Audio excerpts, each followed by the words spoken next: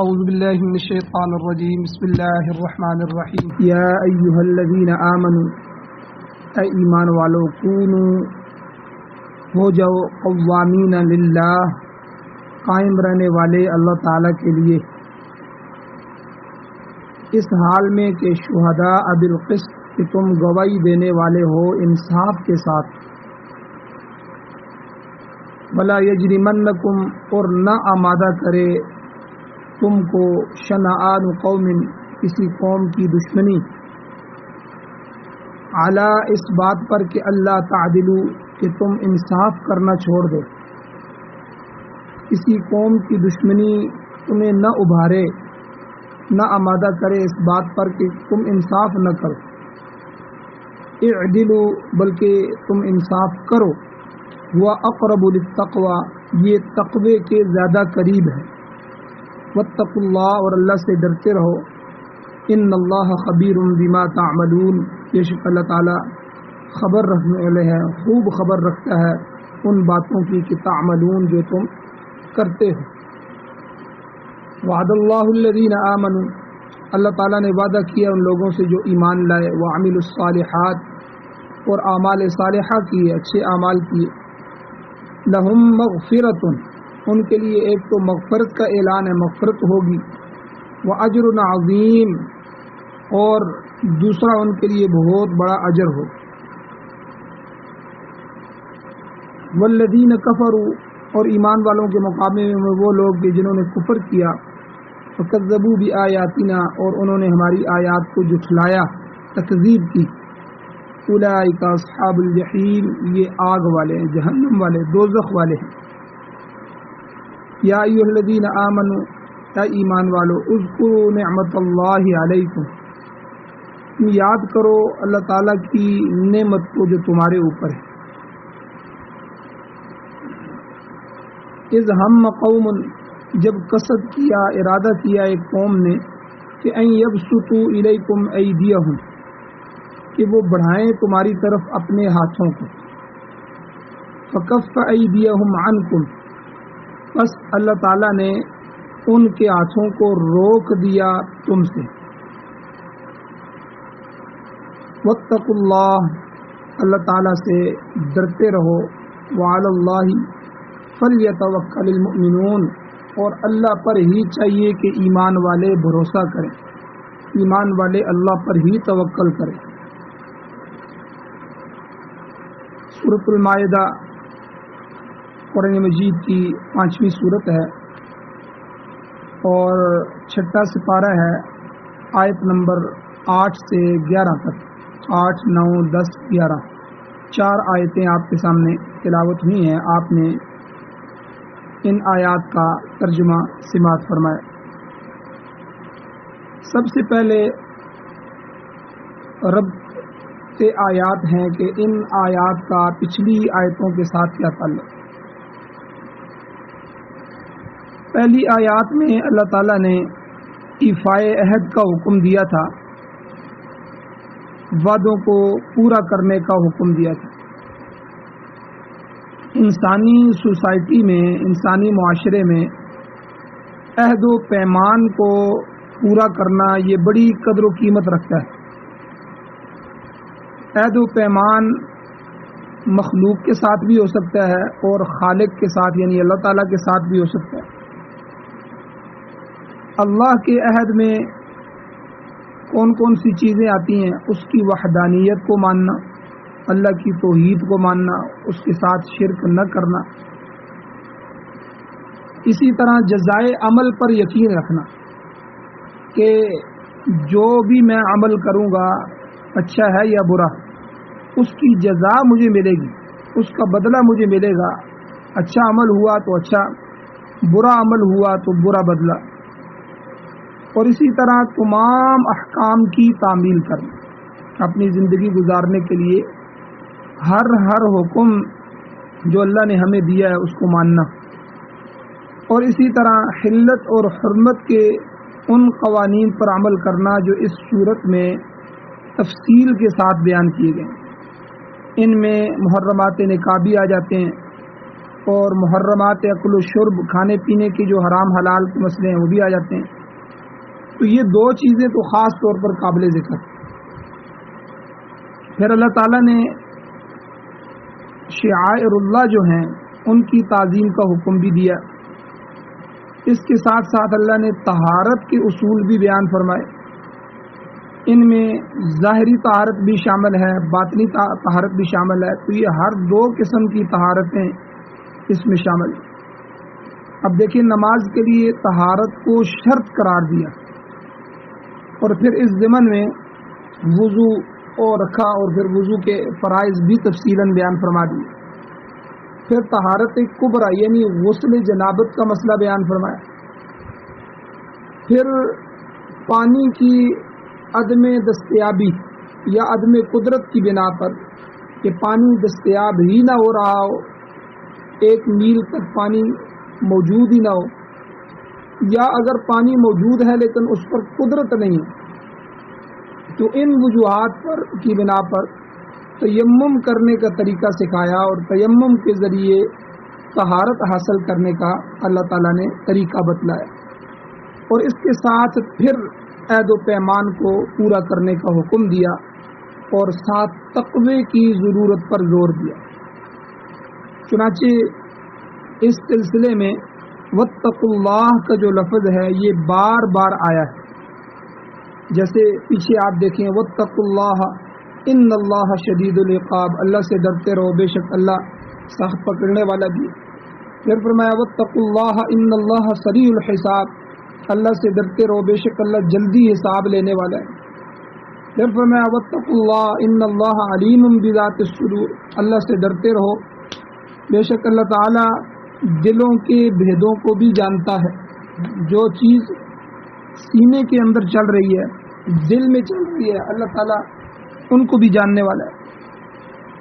تو آج کے درس میں بھی اللہ تعالیٰ نے پھر دوبارہ 2-3 دفعہ تقوی کا حکم دیا. واتقوا اللہ ان اللہ خبیر بما تعملون واتقوا اللہ وعلی اللہ فلیتوکل المؤمنون. تو اس لیے تقوی جو ہے یہ بنیادی چیز ہے. اس لیے اللہ تعالیٰ کے ہاں جو مقام ہے، مرتبہ ہے، عزت ہے، درجات ہیں، قربتیں ہیں، اللہ کی رضا ہے، وہ سب تقوی کے ساتھ منسلک. آپ دیکھیں قرآن مجید میں بھی اللہ تعالیٰ نے فرمایا ان اکرمکم عند اللہ اتقاکم، کہ تم میں سے اللہ کے نزدیک سب سے زیادہ عزت والا، شرافت والا، مقام اور مرتبے والا وہ ہے جو اتقاکم، جو تم میں سے سب سے زیادہ متقی ہے. اب یہ نہیں فرمایا کہ جو تم میں سے سب سے زیادہ حج کرنے والا ہے، سب سے زیادہ قربانیاں دینے والا ہے، سب سے زیادہ نمازیں روزے رکھنے والا ہے. تو فرمایا جو تم میں سے سب سے زیادہ اللہ سے ڈرنے والا ہے. اب آج کے درس میں تقوی کے ساتھ ساتھ اللہ تعالیٰ نے ایک اور بات کا حکم دیا کہ عدل کرو.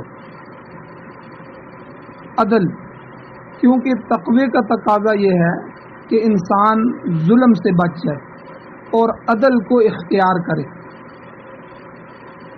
امام شاہ ولی اللہ محدث دہلوی رحمۃ اللہ علیہ فرماتے ہیں کہ بنیادی اصول یا اخلاق کہہ لیں کہ یہ 4 ہیں بنیادی، جن کی پابندی کرنا از حد ضروری ہے، از بس ضروری ہے.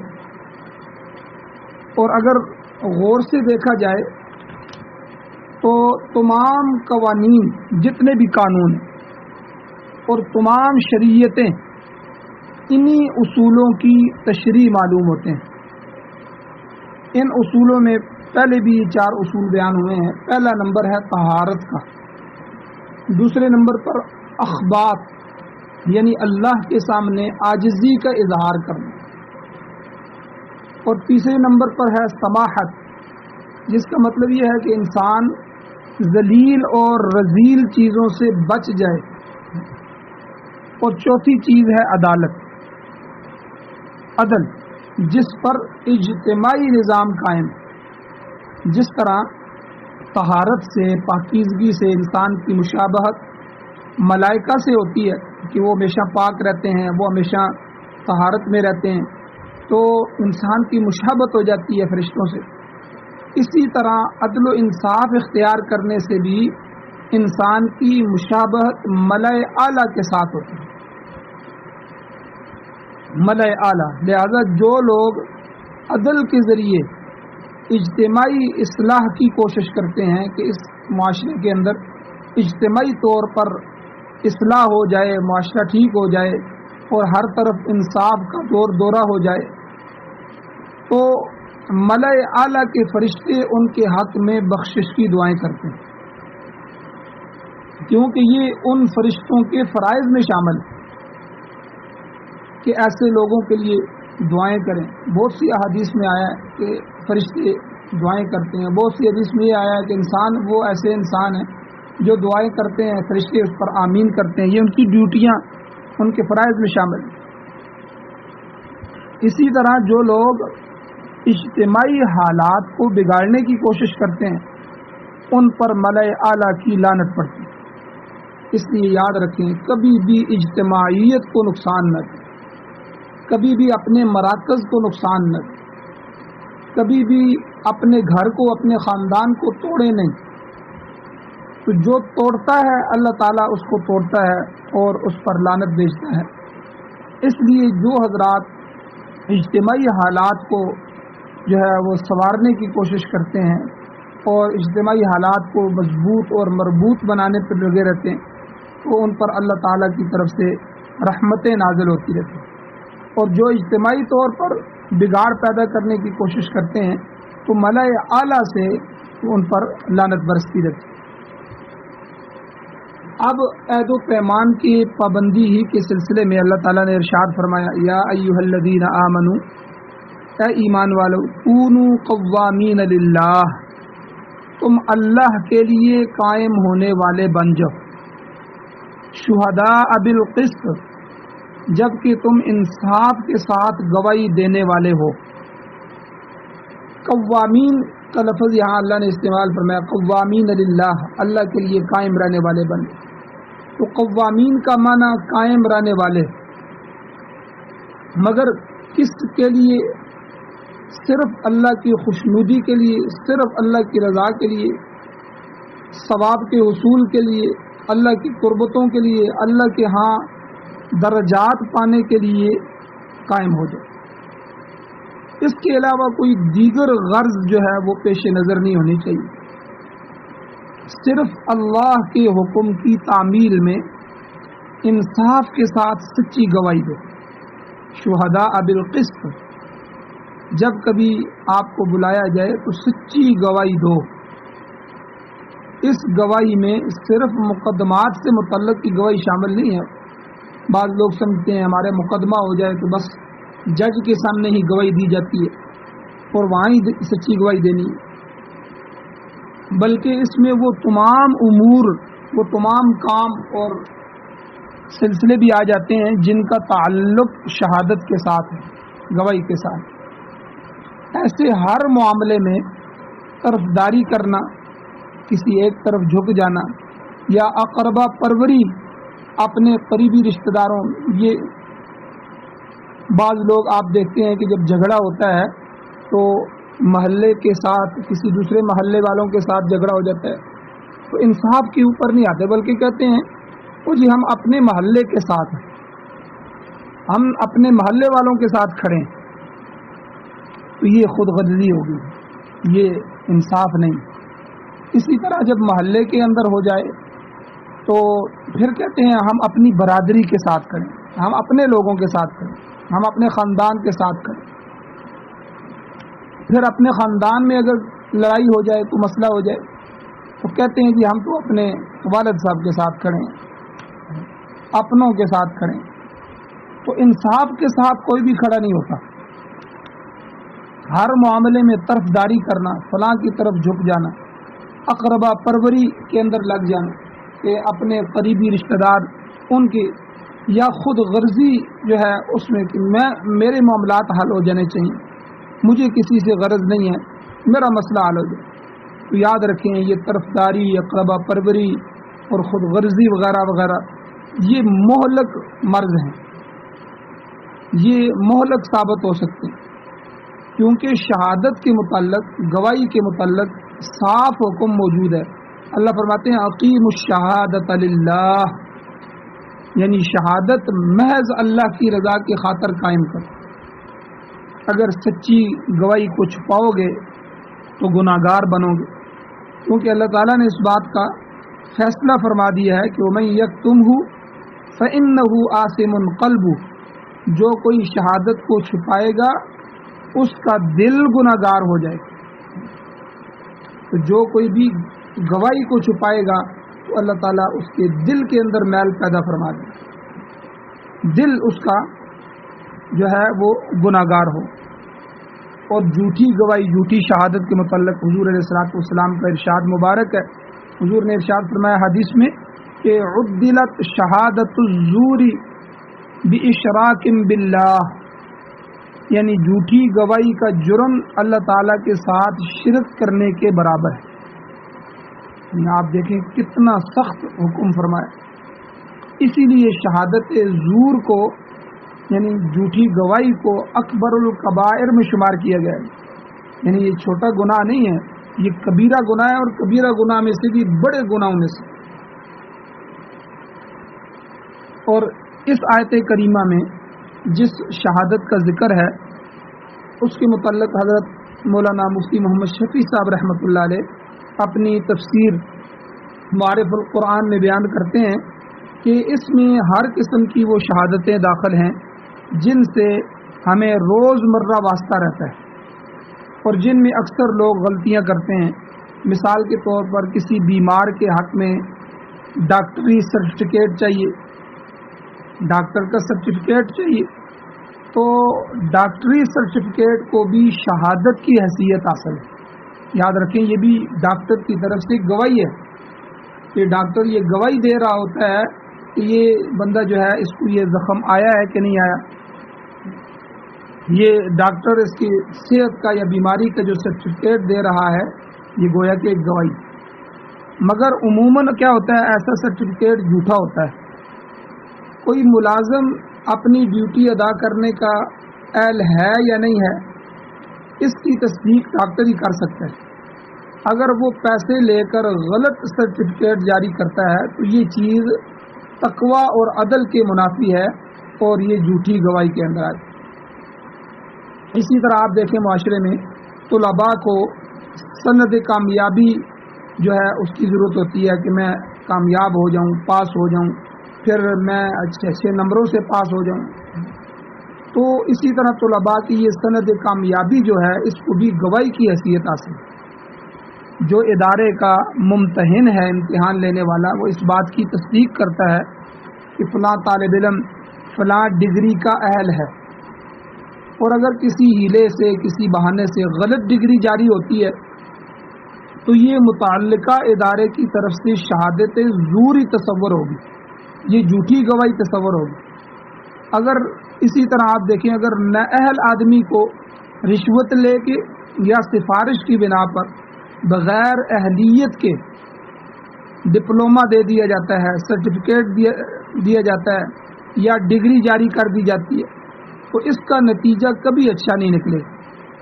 تو جھوٹی ڈگری حاصل کرنے والا آدمی دنیا میں گمراہی کے سوا کیا پھیلائے گا، کیونکہ ایسا آدمی جو نااہل ہے، اس چیز کے متعلق اہل ہے ہی نہیں، اس نے اگر پیسے دے کے، رشوت دے کے یا کوئی بڑی سفارش کرا کے اگر وہ اس میں بھرتی بھی ہو گیا، وہ تو ملک کا اور اس محکمے کا اور اس سسٹم کا سارا بیڑا غرق کر دے۔ اس لیے اس سب کی بنیاد کون بنا؟ جس نے اس کو جعلی ڈگری دی۔ تو جعلی ڈگری دینے والا، جعلی سرٹیفکیٹ جاری کرنے والا، جعلی ڈپلومے بنا کر دینے والا، تو یہ سارے جو ہے جھوٹی گواہی کے اندر آتے۔ آپ دیکھیں عدل و انصاف کی اہمیت کتنی زیادہ ہے کہ اللہ تعالیٰ نے اس اہمیت کو جو ہے پیش نظر رکھ کے فرمایا کہ وَلَا يَجْرِمَنَّكُمْ شَنَآنُ قَوْمٍ، کہ کسی قوم کی دشمنی عَلَىٰ أَلَّا تَعْدِلُوا، تمہیں نا انصافی پر آمادہ نہ کرنے پائے۔ بلکہ اعدلوا، ہمیشہ انصاف کا دامن پکڑے رکھو۔ آپ دیکھیں عام آدمی جو ہے عام حالت میں تو انصاف کرتا ہی کرتا ہے، لیکن اگر کسی قوم سے دشمنی ہو، کسی آدمی سے دشمنی ہو اور اس کا مسئلہ ہماری عدالت میں آ جائے، ہمارے جرگے میں آ جائے، تو ہم اس طرح اس سے بڑھاس نکالیں گے، اس کے خلاف فیصلہ کریں گے۔ لیکن اللہ تعالیٰ نے یہاں بھی فرمایا کہ اتنا نازک مسئلہ ہو، اتنا نازک معاملہ ہو تو تب بھی ولا یجرمنکم، کہ تمہیں نہ ابھارے، تمہیں نہ آمادہ کرے شنآن قوم، کسی قوم کی دشمنی اس بات پر کہ علی اللہ تعدلوا، کہ تم عدل چھوڑ دو، تم انصاف نہ کرو، بلکہ آگے فرمایا اعدلوا، عدل کرو، انصاف کرو، انصاف کے تقاضوں کو پورا کرو۔ تو عدل بڑی ضروری صفت ہے۔ اجتماعی نظام کی جو کامیابی ہے اس کا دار و مدار جو ہے وہ عدل پر موقوف ہے۔ عدل کرنے والوں کو ملأ اعلیٰ سے مشابہت ہوتی ہے۔ عدل کے بغیر کوئی نظام درست نہیں ہو سکتا۔ حضور علیہ الصلوۃ والسلام کا ارشاد ہے، حضور نے فرمایا کوئی اپنا ہو یا کوئی بیگانہ ہو، قریبی ہو یا کوئی اجنبی ہو، رشتہ دار ہو یا پڑوسی ہو، ہر ایک کے ساتھ یکساں سلوک کرو، کسی کے ساتھ رو رعایت نہ کرو، طرفداری نہ کرو، کیونکہ یہ عدل کے خلاف۔ اور فرمایا برخلاف اس کے کہ عدل کرو، وہ اقرب للتقوی، عدل ہی تقوی کے قریب پر ہے۔ واتقوا اللہ، اور اللہ تعالیٰ سے ڈرتے رہو۔ کیوں؟ کیونکہ ان اللہ خبیر بما تعملون، اللہ تعالیٰ تمہارے ہر عمل سے باخبر ہے۔ اب دیکھیں پہلے حلت اور حرمت کے انفرادی احکام بیان ہوئے، حقوق اللہ اور حقوق العباد کا تذکرہ ہوا، اور تلقین کی گئی کہ دونوں حقوق احسن طریقے سے ادا کریں۔ اب اجتماعی احکام بیان ہو رہے ہیں اور اس ضمن میں شہادت اور عدل و انصاف کا تذکرہ ہوا ہے۔ اب آگے فرمایا تعمیل حکم کرنے والے اور نافرمانی کرنے والے دونوں، جو اللہ کو ماننے والے ہیں، ایمان لانے والے ہیں، اور جو اللہ کی حکموں کی تکذیب کرنے والے، دونوں سن لیں۔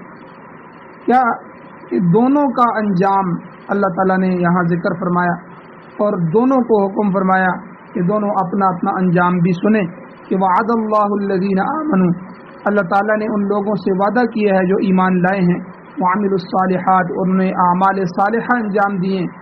تو کامیابی کی بنیاد تو یہی دو چیزیں، یعنی ایمان اور پھر ایمان لانے کے بعد عمل صالح، نماز، روزہ، حج، زکوٰۃ، صدقہ خیرات، یہ سارے نیک اعمال ہیں۔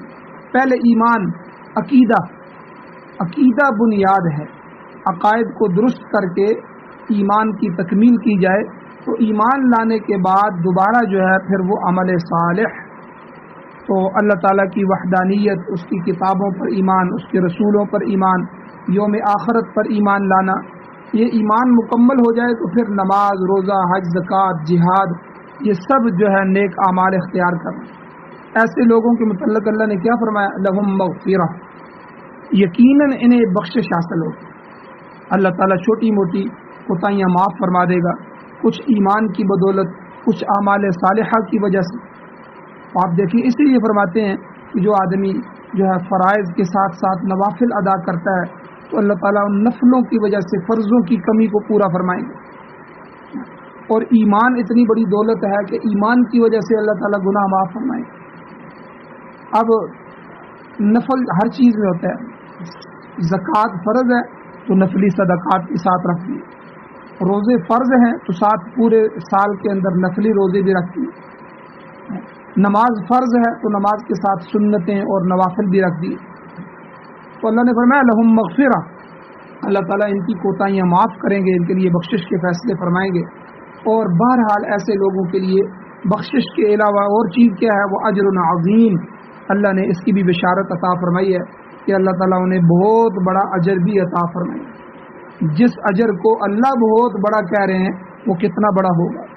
آپ اس سے اندازہ لگائیں کہ حضور علیہ الصلوۃ والسلام نے سمجھانے کے لیے فرمایا کہ جو آدمی دنیا کا سب سے آخری جنتی ہوگا، یعنی سب سے آخری جنتی جو سب سے زیادہ گناہگار ہوگا، جو ایمان لانے کے بعد اعمال میں سب سے زیادہ کمزور ہوگا، جو سب سے آخر میں جنت میں جائے گا، تو ظاہر بات ہے اس کا انعام بھی سب سے تھوڑا ہوگا۔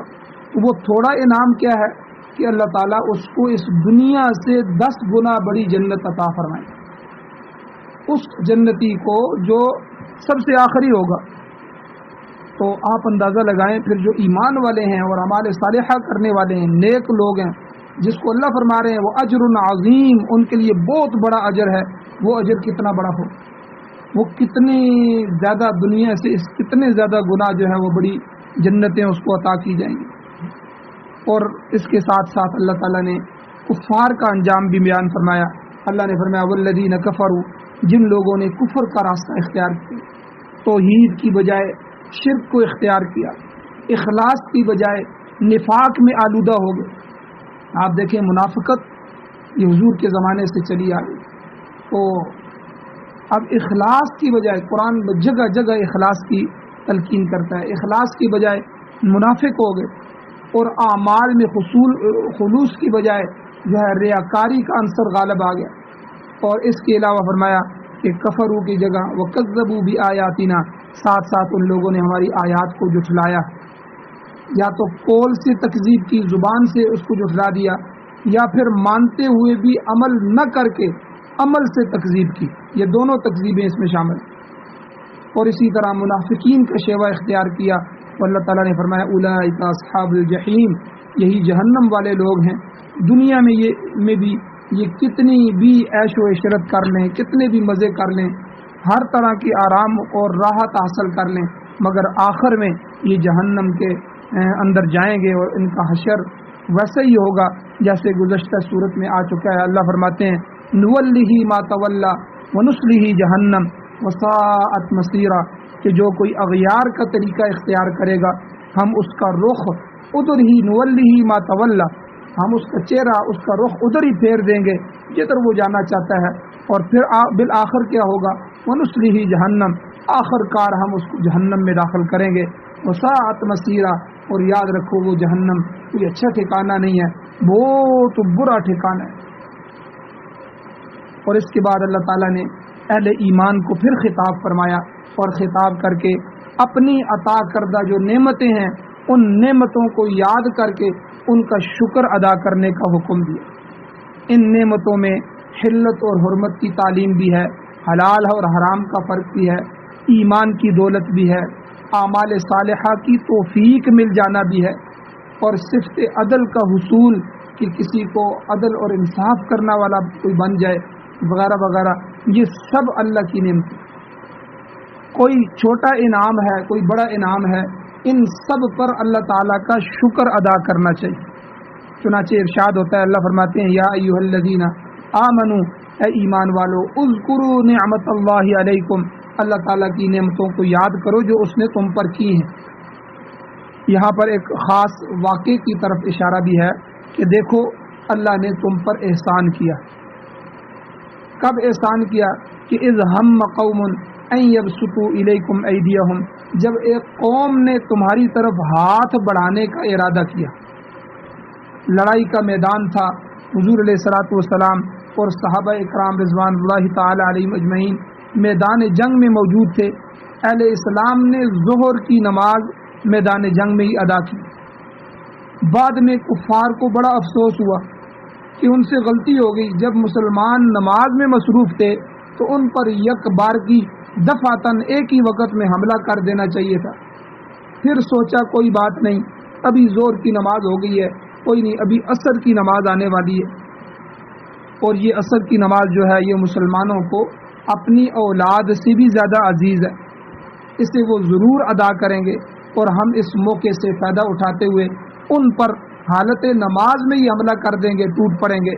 ادھر اللہ تعالیٰ نے خاص احسان فرمایا اور وحی کے ذریعے صلاۃ الخوف پڑھنے کی اجازت عطا فرما دی، صلاۃ الخوف کا حکم عطا فرما دی، جس کی وجہ سے مسلمانوں نے نماز بھی ادا کر لی اور دشمن کا دفاع بھی کرتے رہے۔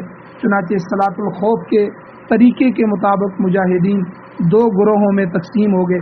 ایک گروہ نے حضور علیہ الصلوۃ والسلام کی قیادت میں، آپ کی امامت میں نصف نماز ادا کی، اور اس دوران دوسرا گروہ دشمن کے سامنے معاد پر کھڑا رہا پھر پہلا گروہ محاذ پہ چلا گیا اور دوسرا گروہ آ گیا، اس نے اپنی آدھی نماز، نصف نماز حضور علیہ السلام کے ساتھ ادا کی۔ اس طرح ہر دو گروہوں نے آدھی آدھی نماز جماعت کے ساتھ اور باقی آدھی آدھی انفرادی طور پر ادا کی۔ اس طرح نماز بھی ادا ہو گئی اور دشمن کو حملہ کرنے کا موقع بھی نہ ملا۔ اللہ تعالیٰ نے اسی واقعے کی طرف اشارہ کر کے احسان جتلایا ہے کہ دیکھو میری اس نعمت کو یاد کرو کہ جب ایک قوم نے تمہیں نیست و نابود کر دینے کا، تباہ کر دینے کا، مٹا دینے کا ارادہ کیا تھا، فَكَفَّ أَيْدِيَهُمْ عَنْكُمْ، بس ہم نے ان کے ہاتھ تمہاری طرف بڑھنے سے روک دیے۔ اس اللہ نے ان کے ہاتھوں کو روک دیا تمہاری طرف سے۔ فرمایا وَاتَّقُوا اللَّهَ، اللہ سے ڈر جاؤ، وَعَلَى اللَّهِ فَلْيَتَوَكَّلِ الْمُؤْمِنُونَ، اور مومنوں کو چاہیے کہ وہ اللہ تعالیٰ کی ذات پر ہی بھروسہ رکھیں۔ بے شک ہتھیار بھی ساتھ رکھیں، اسلحہ بھی ساتھ رکھیں اور بختر بند گاڑیاں بھی بنائیں، جہاز بھی بنائیں اور دیگر ذرائع بھی استعمال کرو، مگر نتائج کے لیے بھروسہ ہمیشہ اللہ کی ذات پہ رکھو، کیونکہ کسی چیز میں اثر پیدا کرنا اسی اللہ کے قبضے میں ہے۔ وہ جب چاہے گا تو تمہارے لیے اچھے نتائج پیدا فرما دے گا، اگر وہ نہیں چاہے گا تو کچھ بھی نہیں ہو سکتا۔ آج آپ دیکھیں امریکہ اور طالبان کی جنگ میں کہ امریکہ اپنے اس تکبر میں آیا تھا، غرور میں آیا تھا، بحری بیڑے اور طرح طرح کے جہاز اور ہیلی کاپٹر اور بختر بند گاڑیاں اور پوری دنیا کی فوجیں اور 37-40 نیٹو ممالک کی افواج اور ان کے اسلحے اور طرح طرح کی جو ہے وہ ڈیزی کٹر بم اور پتہ نہیں کیا کیا چیزیں لے کر وہ آیا، اور اسی غرور میں۔ اور دوسری طرف طالبان کے پاس کچھ بھی نہیں تھا، وہی جو ہے وہ پرانے اسلحے اور وہ بھی جو ہے بالکل نہ ہونے کے برابر۔ تو اللہ تعالیٰ نے پھر دکھا دیا کہ دیکھو تمہارے پاس کچھ بھی نہیں ہے، پھر بھی اللہ کی مدد تمہارے ساتھ۔ اللہ نے تمہیں غالب کر کے دکھایا۔ پوری دنیا نے دیکھا کہ 21-22 سال کی اس جنگ میں امریکہ پوری دنیا کے سامنے ذلیل ہوا اور وہ اپنی فوجیں نکالنے پر مجبور ہو گیا، اور جو ہے پوری دنیا کے کیمروں کے سامنے اس نے جو ہے اپنی غلطیوں کو تسلیم کیا اور اپنے بغیر شرائط کے اس نے صلح کی اور راتوں رات جو ہے افغانستان کو خالی کیا۔ تو اس لیے تم سب ہتھیار بھی استعمال کرو، دیگر ذرائع بھی استعمال کرو، اسباب بھی اختیار کرو، لیکن تمہاری نظر اسباب پر نہیں ہونی چاہیے، مسبب الاسباب پر، ان اسباب کے بنانے والے اللہ پر ہونی چاہیے۔ تو لہٰذا تمام مسائل بروئے کار لانے کے بعد جو نتیجہ ہے، نتیجے کے لیے بھروسہ اللہ پر ہونا چاہیے۔ ہر چیز کا تصرف اسی کے پاس ہے، وہ جس ذریعے سے کام لینا چاہے از خود کام لے لے گا۔ آپ دیکھیں موسیٰ علیہ السلام، کتنا مشکل زمانہ ہے کہ فرعون بچوں کو قتل کر رہا ہے، اللہ نے انہی موسیٰ کو اسی فرعون کے گھر میں پال دیا۔ اللہ تو جو مرضی کرنا چاہے، جس مرضی چیز سے کام لے لے، اللہ ہوا سے کام لے لے، اللہ پانی سے کام لے لے، اللہ تعالیٰ اپنی مخلوق میں سے کسی مخلوق سے کام لے لے، کسی دوسرے انسان سے اللہ کام لے لے، تو وہ جس ذریعے سے بھی کام لینا چاہے گا وہ از خود لے لے گا۔ ہم اسباب کے درجے میں اسباب اختیار کر لیں گے، کیونکہ اسباب کا اختیار کرنے کا حکم بھی ہے اور اسباب اختیار کرنا سنت بھی ہے، تو اس لیے اسباب کو چھوڑنا نہیں ہے، لیکن ہم نے بھروسہ اللہ کی ذات پہ کیا۔